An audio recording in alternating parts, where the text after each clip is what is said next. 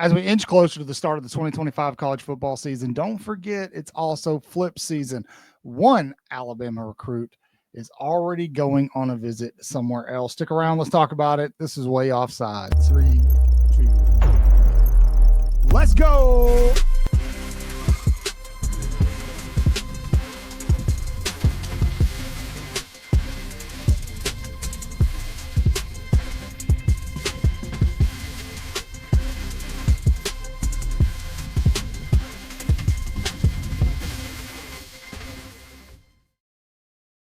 Hey, good morning, good evening, good afternoon, whatever the case may be. Welcome to Way Offside, your source for all things Alabama. We do everything everybody else does. We just do it a little different around here.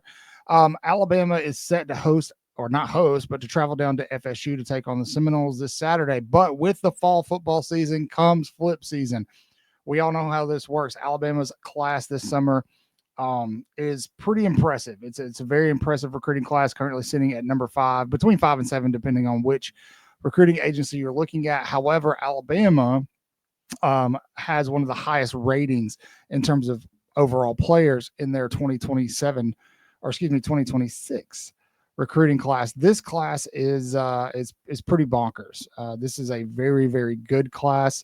However, with flip season comes the fear that you could lose a guy or two as well as gain a guy or two. And flip season is in full swing. Before we get to it, though, do me a favor, go down, leave a big like on this video, leave a big roll tide. Let me know where you're watching from. I know a lot of you love talking about recruiting, so that's what we're going to do a little bit today before we get back to the Bama FSU talk. Now, back in late May, on May 30th, Alabama hosted four-star defensive lineman Nolan Wilson out of Mississippi. The Mississippi-based player is the number 3 defensive lineman in the country. He's the number 64 overall, top 100 player, and the number 3 player in the state of Mississippi. He committed to Alabama on, I believe it was July 4th, somewhere in there. His primary recruiter is Coach Roach, Freddie Roach, for those of you who know Coach Roach. But Nolan will take a visit to Miami for the Notre Dame game this coming up weekend. For those of you who don't know, Notre Dame plays Miami, and he will join a star-studded list of other commits to do the same thing, including running back Texas commit Derek Cooper, Justice Fitzpatrick. A lot of guys will be down there in Miami with him. Now, I'm not super concerned about this one for the simple fact that, yes, Alabama will be sure to get him back on campus. We did a full video as of right now where it stands, who all's visiting Alabama over the fall for the game day experience.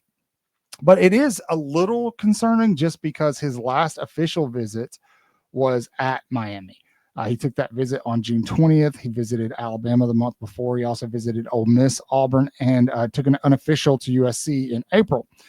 So I'm not super duper concerned about this in a sense that Alabama could lose this guy. I think this could be one of those visits for pay situation. I don't know.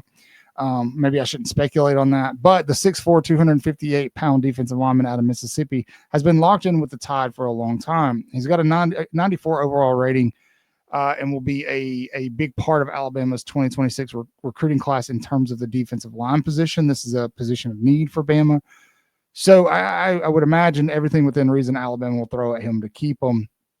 As well, it's just hard because when you look at a lot of these commitments, a lot of the folks that have shut down the recruitment and things like that, which has been, a lot of big name players for Alabama have in this class.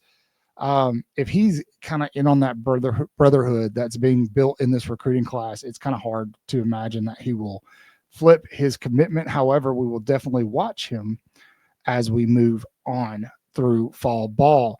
I expect there to be a couple of waves made as the season goes on. Alabama still has some positions of need, primarily the edge. They are not done. But as attention shifts to the play on the field, I also think that will turn some heads is kind of the phrase that I keep using. That will let some people know, like, hey, Alabama is still Bama, and I want to play there. I want to be a part of it. So in terms of that and recruiting, I'm not super duper worried about it. I would stress to you to be flexible. We talk about this all the time in recruiting. I believe the military terminology is semper gumby, always flexible. college football recruiting is extremely fluid, and it's worse now. Hayes Fawcett just posted a graphic of a Penn State running back commit who literally said, "These are the 6 schools that have the best chance to flip me." That is crazy, man. That's the world we live in terms of recruiting. It is a lot different than 10 years ago and what we're used to. Things have changed dramatically with these young men. And again, just like we told you last year, these kids, some of them are going to go take the visits. There are some schools that pay for the visits, I think. I think there are schools that pay for commitments. And so things are going to shake up a lot as we get closer to signing day, in the sense that you have some schools that have so many people verbally committed right now. It doesn't make sense because there's no way they're all going to get playing time. There's no way they're all going to be able to stay in the system and develop together. And so I think Alabama's in good position to kind of make some money moves, per se, this fall as the season goes on. People are going to see that product on the field, especially on the offensive side of the ball, and they're going to want to play in that. Alabama's got a ton of recruits that are going to be at that Tennessee game, that LSU game at home. That's going to be huge for the Tide. If Alabama goes out this weekend and beats the brakes off of FSU, that's going to put the Tide back on a lot of people's radar. And so I just feel like Alabama's in a really good spot to close this thing out strong. I don't think Alabama's going to get the number 1 class, and I think that's okay because Alabama's not going to have 30-plus verbal commits.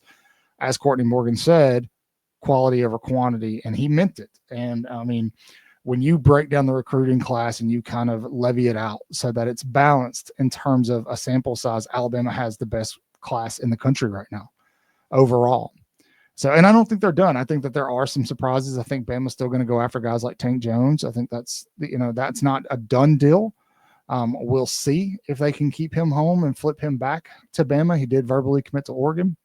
But I also think a guy like Nolan Wilson, they're going to do everything they can to keep this kid in Tuscaloosa. So don't stress too much about it. While you're down there leaving me that big old Roll Tide, like I said, please go ahead and hit the like button, hit the subscribe button, hit the notification bell so you don't miss anything. We got tons of content coming out. We're going to keep up with this recruiting stuff for you all fall long so you can get it all in one place and make it really easy on you. Thanks for hanging out with me. This has been Cotton. It's been beautiful. Thank you. As always, say your prayers, read your Bibles, wash your hands, horns down, beat Auburn and LSU and Tennessee too. Roll Tide.